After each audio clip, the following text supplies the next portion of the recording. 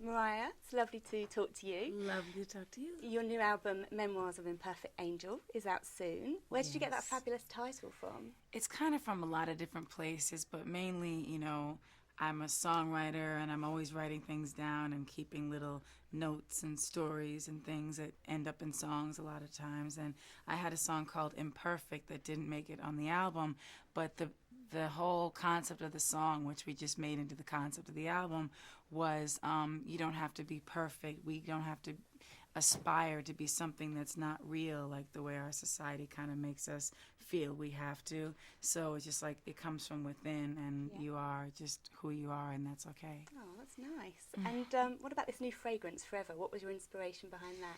Well, this is my third fragrance. It's mainly been in America for the most part, and I've been really having a great time with it. I work very closely with Elizabeth Arden on all the little notes that go into the fragrance.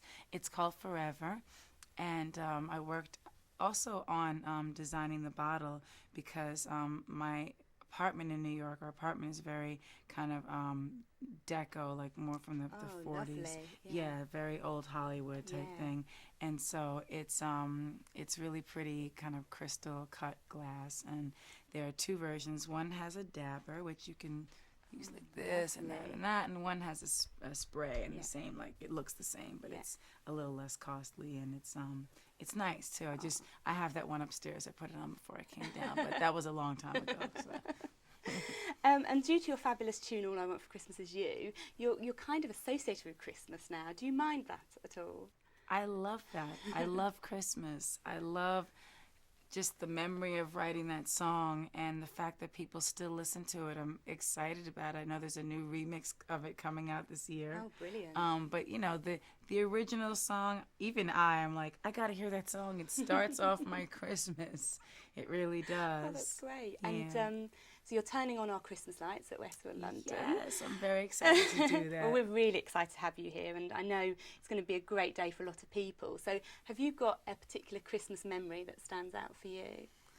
Well, we always have fun at Christmas. I have my friends and extended family at Christmas time, and we do everything from roll around in the snow and jump in hot tubs to see Santa Claus and his reindeer. They come and visit. Oh, wow. Very fun. That sounds amazing. And when I was little, my mother always made Christmas festive for me as much as she could. Yeah, oh, that's great. And do you have any sort of best presents you've ever received when you were a kid or as an adult?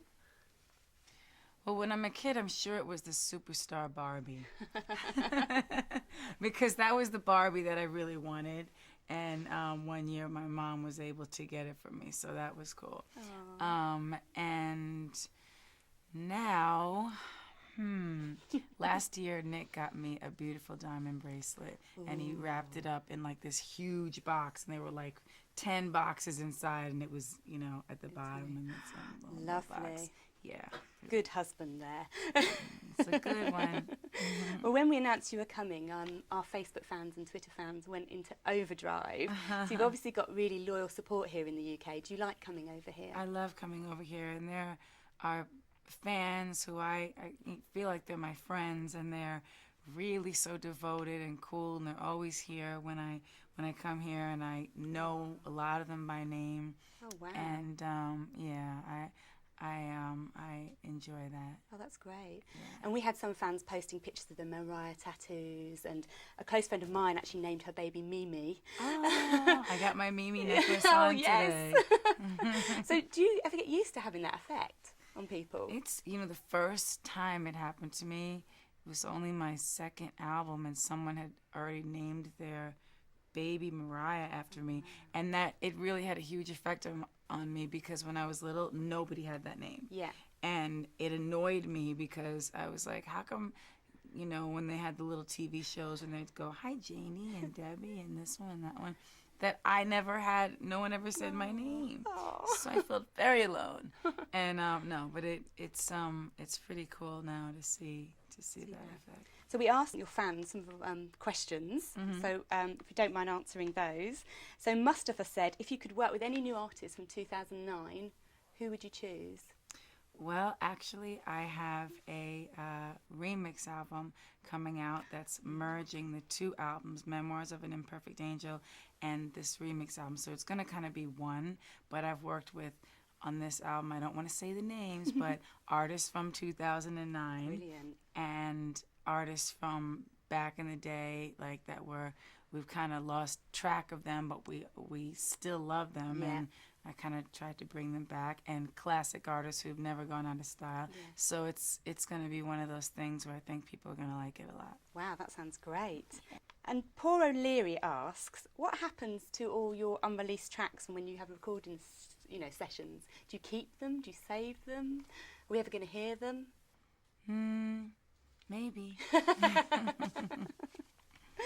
And then Josh Lewis Curd says, do you ever check out people doing covers of your songs on YouTube? Sometimes I do. Sometimes when people are being mean, like to someone who they're saying, oh, they're not singing it well or whatever, Yeah. I don't listen to that. It's mean. And Alex Vasso asked a very good question, I think. Are you going to do something special next year to celebrate your 20 years in the industry? Oh, somebody asked me that the other day. I tried to explain that I only acknowledge up to being 12 years old because that's how old I still feel. So I'm eternally 12, so it's impossible that I've been in the industry this long. I'm kind of like Tinkerbell, I like that attitude. You can just call me Tink from now on. Okay, Tink.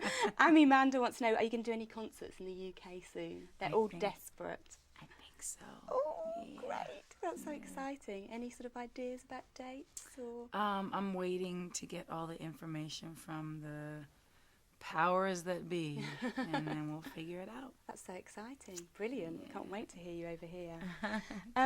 And there's something else that we really love about you, apart from your amazing singing voice, is that you embrace your curves and you love them and you always look spectacular. Thank you. Do you have any tips to give lots of ordinary girls who aren't these perfect visions that the media always, You mean point like to us? that aren't size 0? Yes, exactly. Which is actually an impossible Exactly. size to be, unless you're that skinny. Yeah. Well, I don't know. You just have to love yourself. Yeah. Yeah. And no tips on how to get there.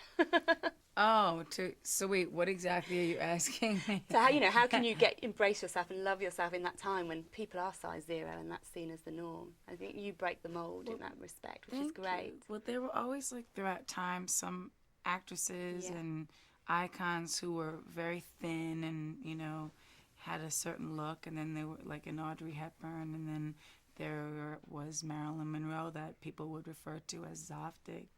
And, she was more, curvaceous, definitely. And, it depended. Her weight went up and down. My weight goes up and down. I think I'll lose some weight it's kind of easy to lose weight. The spinach diet's pretty easy. You just eat really bland spinach and tomatoes. Sounds disgusting. It's horrible. But I'll do it so that I can eat at Christmas and Thanksgiving, which and enjoy yourself. we have in America very soon. Yeah, yeah. I'm cooking for the first time. Oh, really? What are you going to cook? We have a traditional Thanksgiving Yeah. meal. I know it's kind of like, we won, so it's difficult. No, I'm only kidding.